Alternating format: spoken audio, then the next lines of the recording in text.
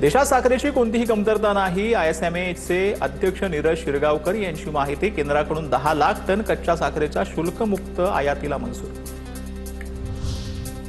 Buldhana smart बाजारामध्ये साखर खरेदीवर निर्बंध। स्मार्ट बाजारात प्रति व्यक्ती 1 किलो साखर तर खामगावात आता प्रति व्यक्ती 2 किलो साखर मिळणार। साखरेची किंमत प्रति किलो 70 ते 80 रुपये। साखरेचा तुटवडा असल्याच्या पार्श्वभूमीवर सोलापूरच्या डीमार्टमध्ये तपासणी। जिल्हा पुरवठा अधिकाऱ्याकडून डीमार्टमध्ये पाहणी। अतिरिक्त साठा तपासण्यासाठी प्रशासन सक्रिय। सोलापूरच्या सिद्धेश्वर कारखान्याबाहेर साखरेसाठी सभासद शेतकऱ्यांची गर्दी। एका सभासद शेतकऱ्याला 50 किलो साखर। साखरेचे दर वाढल्यामुळे काही काळ साखर वाटप ठेवलेलं बंद।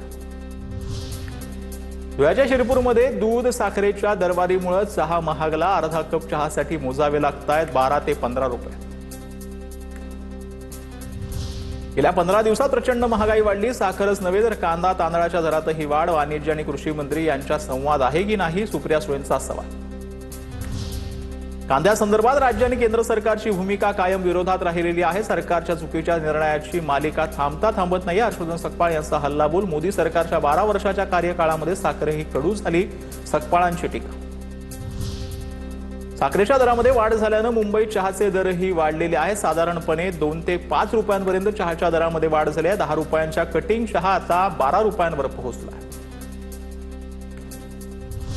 सरकारी कारवाईच्या भीतीनं साठेबाजांना धास्ती। साठेबाजांनी साठवलेली साखर बाजारात पाठवायला सुरुवात केली। साखर आयातीचा निर्णय घेतल्याचा परिणाम आयाती केलेली साखर देशामध्ये आल्यावर दर कमी होण्याच्या भीतीनं अनेकांनी साठा कमी केला।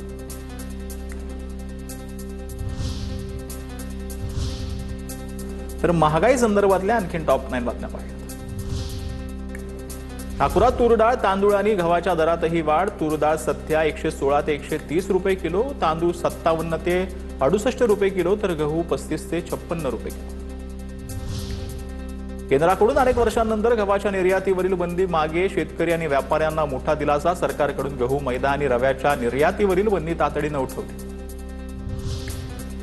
कांदा आणि साखर परवडणाऱ्या दरात देण्याची दिल्ली सरकारचा निर्णय। नाफेडकडून कांदा खरेदी करून सर्वसामान्यांना देण्याचा निर्णय। काळा बाजार करणाऱ्यांवर छापे टाकून कारवाई करणार।